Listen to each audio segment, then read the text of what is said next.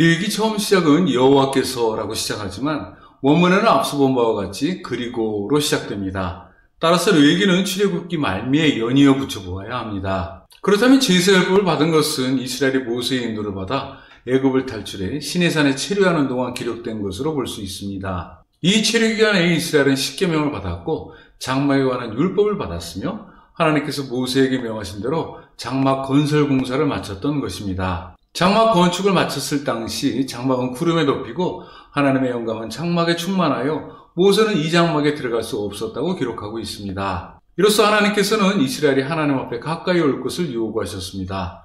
오직 그들이 하나님을 가까이에서 뵈려면 하나님께서 일러주신 방법을 조차 그대로 준행해야 했습니다. 하나님께서는 이제부터 번개와 연기 중에 계시지 않고 친히 장막에 오셔서 언약궤에 있는 속죄소 위에 두 개의 그룹 사이에 임재하시게 됩니다. 이것은 하나님께서 먼저 이스라엘과 화목한 관계를 형성하시고자 모세를 통해 이스라엘에게 하나님을 찾아 만날 수 있는 방법을 가르쳐 주신 것임을 의미합니다. 본래 번제는 헌물을 동물로 삼아 전부 불사른 것을 의미합니다.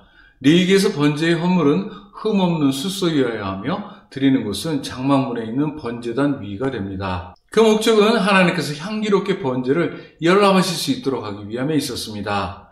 히브리 올라는 우리가 출애굽편에서 본 바 있습니다. 번제를 드리는 절차는 먼저 수의 머리에 안수하고 다음에 생명을 취한 후 그 피를 제사장의 단에 뿌리고 고기는 직접 잘게 썰게 됩니다. 이후 썬 고기는 제사장의 제단 위에 놓고 불살라 향기로운 향연이 올라가야 합니다. 이로써 번제는 전체를 하나님께 드리고 아무것도 남김이 없어야 합니다.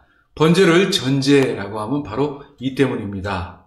번제는 희생제물의 생명과 그 일체를 바치는 것입니다. 이를테면 전 생명의 온전한 봉헌이라고 할 수 있습니다. 그 번제는 희생제물의 생명을 제단에 올려놓고 하나님께 드리는 제사입니다. 이것이 하나님께 드리는 번제의 핵심이 됩니다. 한편 번제는 아침과 저녁으로 쉬지 않게 드려서 제단의 향연이 끊이지 않게 했습니다. 그렇지만 사람을 대신해 동물의 생명을 드린다는 것은 아직은 하나님께 드리는 완전한 제사는 아니었습니다. 왜냐하면 동물이 사람은 아니기 때문입니다. 예수님께서는 우리를 속량하시려고 십자가의 죽으심으로 우리를 위해 영원한 그리고 완전한 번제물이 되셨습니다. 레위기가 예수님의 위대하신 성업을 예시하고 있는 역사의 예표로 할 때 그 귀중함을 다시금 되짚어 볼 수 있습니다. 동시에 신약 히브리서에서는 레위기에 기록된 제사의 모습을 장차 있을 제사의 그림자로 보고 있고 나아가 그 실체를 예수님의 십자가의 공로에 두고 있습니다. 앞서 보았듯이 그리스도의 십자가는 레위기에 숨어 있고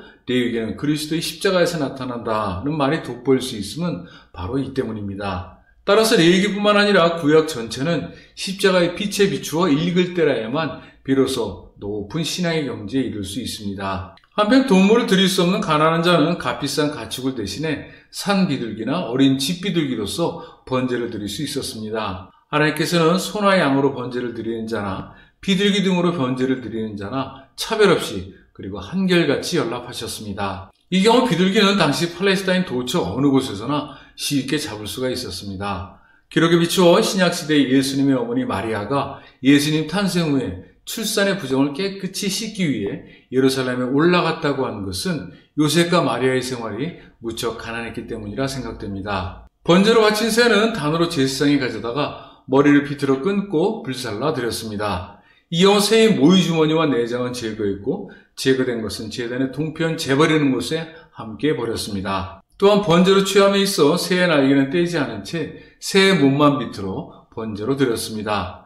특이한 것은 동물의 경우에는 번제물을 바치는 사람이 직접 번제를 도살했으나 새의 경우에는 제사장이 이를 대신했다는 것입니다. 새를 취해 드리는 번제는 예물이 작거나 크거나 비싸거나 싸거나 관계없이 이를 바치는 마음이 향연과 매한가지로 하늘에 상달되면 하나님은 이를 모두 동일하게 연락하신다는 뜻을 함축하고 있습니다. 지금의 우리는 이렇게 번제로 하나님께 예물을 드리지 않고 있지만 이 기록에 비추어 볼 때 무엇보다도 정성을 다해 드려야 하는 것은 예나 지금이나 다를 바 없는 사실입니다. 가장 깨끗한 것으로 미리 준비하고 정성을 담아 간절한 마음으로 하나님께 바치는 예물이어야 하나님께서 흠양하실 때 향기로운 향연이 되는 것입니다. 예물은 하나님께 드리는 것이지 사람에게 건네는 것이 아닙니다.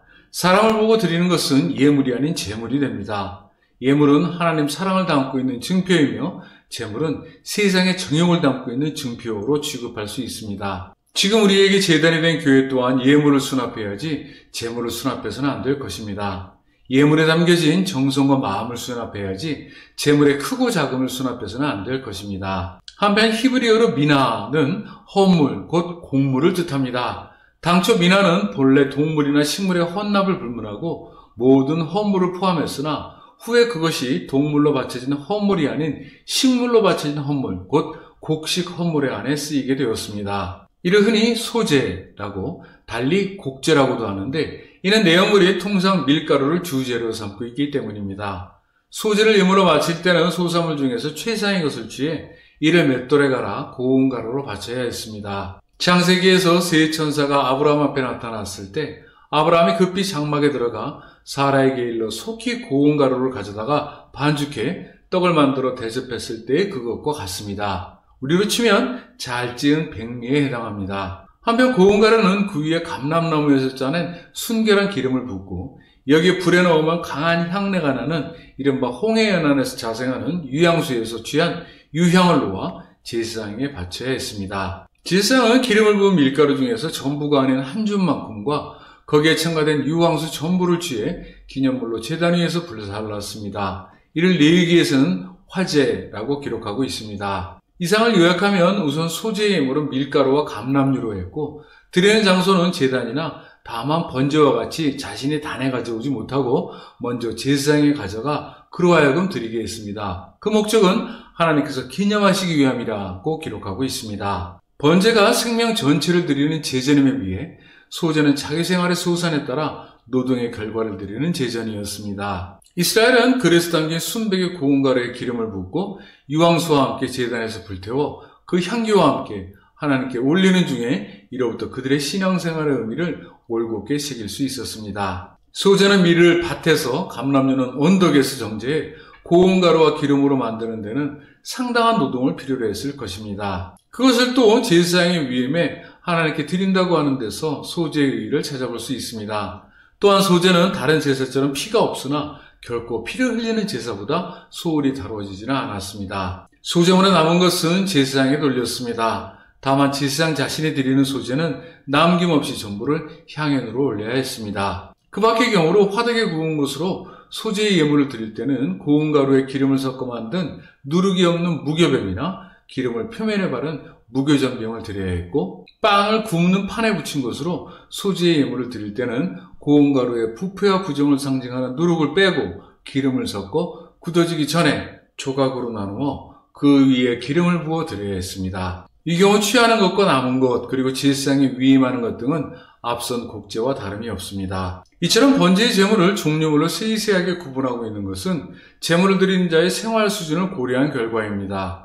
그 번제의 경우 소리를 들을 수 없는 자는 어린 양의 번제를 허락했고 그보다 못한 자에게는 비둘기를 대항할 수 있도록 했던 것입니다. 소제의 경우에도 마찬가지로 빵을 구움에 있어서 오븐을 가지고 있는 자, 간단한 빵 굽는 금속 판만을 가진 자, 이 도수도 못 가지고 오로지 냄비 하나만 가지고 있는 자 등으로 구분해 각각의 형편과 처지에 맞게 예물을 드릴 수 있도록 이를 제전해 두었습니다. 그러나 하나님께서는 어떠한 경우에도 향인을 흠양하심에 있어 차별을 두지 않으셨습니다. 곧 100만 원을 가진 자가 10만 원을 내는 것이나 100억을 가진 자가 10억을 내는 것이다. 이를 한결같이 동일하게 취급하셨던 것입니다. 한편 소제에는 누룩이나 꿀을 넣어서는 안 되었습니다. 이 경우 누룩은 부패와 부정의 상징이었습니다. 신약의 기록에 비춰볼 때 아마도 이것은 누룩의 발효를 제물의 부패와 마찬가지로 취급했기 때문이 아닌가 생각됩니다. 또한 꿀도 혼합을 금했는데 당시 꿀은 벌꿀과 포도즙을 졸여 만든 시럽이었기 때문입니다. 이를테면 양주의 상징으로서 누룩과 당시 쉽게 구할 수 없었던 꿀은 유목생활을 하던 이스라엘에게는 부의 상징으로서 곧 사치품으로 취급되었습니다. 결국 소재 예물은 이처럼 소박하고 실질적이어야 했습니다. 그러나 경우에 따라 처음 익은 것에 누룩과 꿀을 더하여 드릴 수도 있었지만 이는 엄격히 제한되었습니다. 소재는 원칙적으로 누룩과 꿀은 혼합할 수 없었고 또 모든 소재물에는 소금을 더해야 했습니다. 소재와 같이 가루를 주로 하는 예물에 소금의 가미가 필요했을 것은 쉽게 이해할 수 있는 사실입니다. 이렇게 잘 알고 있다시피 소금에는 방부력과 보존력 그리고 정화력이 있어 여기에는 순결 또는 정결의 관념이 배어 있다고 할 때 더욱 그러하다고 볼 것입니다. 이후로 소금은 계약이라는 말에 덧붙여져 그 관계가 불변할 것임을 표현하는데 자주 사용되기도 했습니다. 지금의 우리가 하나님께 드릴 수 있는 가장 귀한 소재는 무엇일까요? 소일까요? 양일까요? 그도저도 아니면 구운 빵일까요? 저는 그것이 하나님의 사랑 가운데 거하고 있다는 확신에서 비롯된 예수님을 향한 믿음이라고 생각합니다.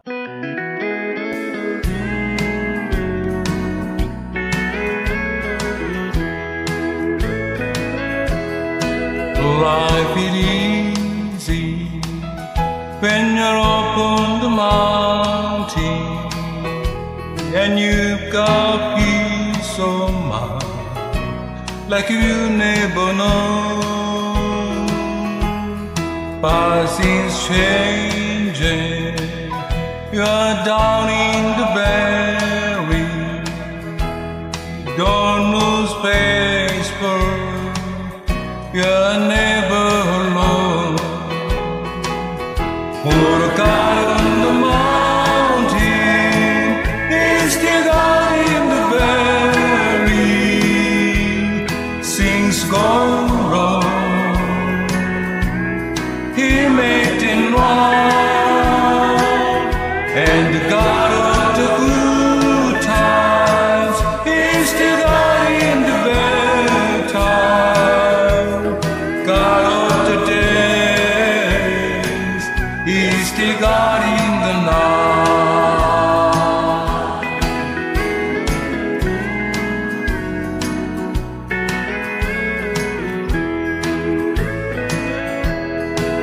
You took a phase when you're off on the mountain, but call comes so easy when life's at its best. Now he's down in the valleys of trials and temptation. That's where your face is clearly put to the test. For the God on the mountain is the God in the valley. Things go wrong, He made it right. And the God of the good times is the God in the bad time. God of the days is still God in the night. God of the days is still God in the night.